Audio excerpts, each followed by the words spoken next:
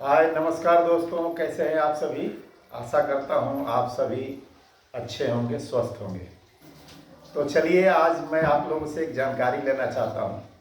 क्या आप लोगों में से किसी को ऐसा मौका मिला हो जब कभी वो एक इकट्ठे हॉल में सोने का मौका मिला हो, जहां की कम से कम 10-15 लोग सो रहे हों, और किसी कारणवश आपको नींद नहीं आती है।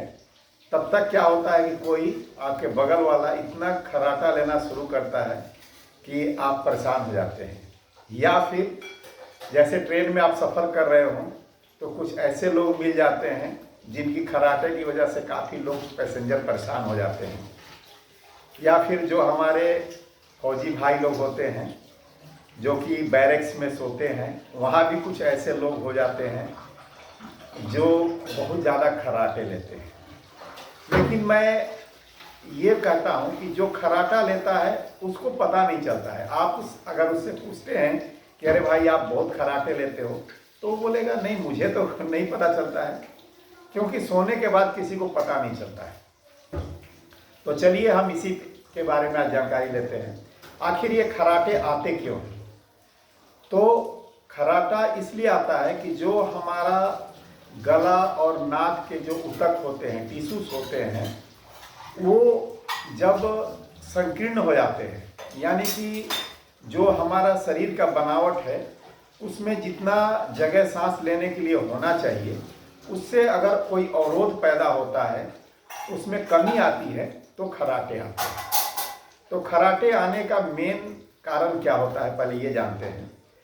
तो सबसे पहले क्या है कि अगर हम पीठ के बल लेट के सो जाते हैं तो क्या होता है कि पीठ के बल लेट के सोने से हमारा मुंह खुल जाता है सोते समय, और जब मुंह खुल जाता है तो वो सूख जाता है और नाक सूख जाता है सीधा सोने से, और हमारा सांसों में अवरोध पैदा होता है सांस लेने में, और इसी वजह से फिर खर्राटा शुरू हो जाता है। या फिर अधिक मोटापा होने से आप देखे होंगे कि ज़्यादातर मोटे लोग जो होते हैं उनमें खर्राटे ज़्यादा आते हैं, क्योंकि जो हमारा गला का ऊतक, गला के पास का एरिया है, नाक के पास का एरिया है, उसमें क्या हो जाता है कि चर्बी जमने लगती है। और चर्बी जमने से क्या हो जाता है कि वो जो हमारा श्वसन मार्ग है उसमें अवरोध पैदा होता है, और अवरोध पैदा होने की वजह से हमें खर्राटे आते हैं। या फिर कई लोग शराब ज़्यादा पीते हैं, उनको भी ज़्यादा खर्राटे होते हैं।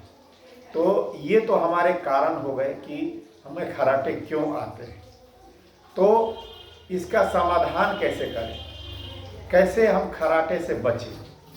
तो इसके लिए सबसे पहला उपाय है कि सोते समय हम करवट लेके सोएं, यानी कि बाएं करवट या दाहिने करवट या पेट के बल भी लेट के आप सो सकते हैं, लेकिन पीठ के बल लेटकर ना सोएं।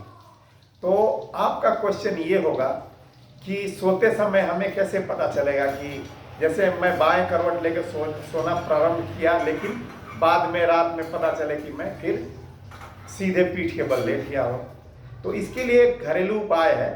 एक बॉल लेते हैं, छोटा सा बॉल जो बच्चे खेलते हैं, उसको हम किसी गमछा या दुपट्टे से पीठ में बांध लेते हैं। पीठ में बांध के, हल्का सा बांध के, और फिर करवट लेके सोते हैं। जब आप नींद में पीठ के बल आएंगे तो वो चुभेगा या थोड़ा दबेगा, फिर आप अपना पोजीशन ले सकते हैं।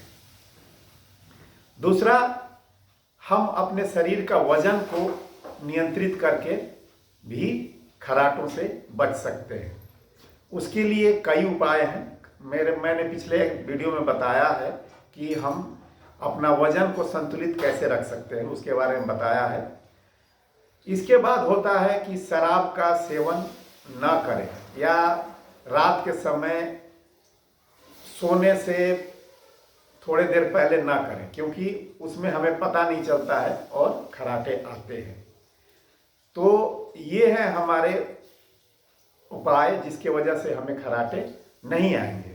पहला उपाय बताया मैंने आपको कि करवट लेके सोएं, या पेट के बल सो सकते हैं, पीठ के बल ना सोएं। दूसरा, अपने शरीर का वजन को नियंत्रित करके हम खर्राटों से बच सकते हैं। और तीसरा है कि सोते समय शराब का सेवन ना करें।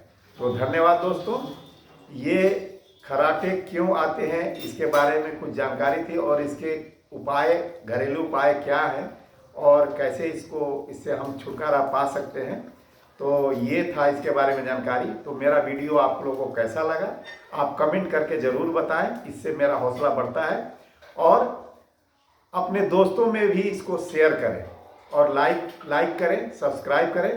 तो नमस्कार दोस्तों, धन्यवाद।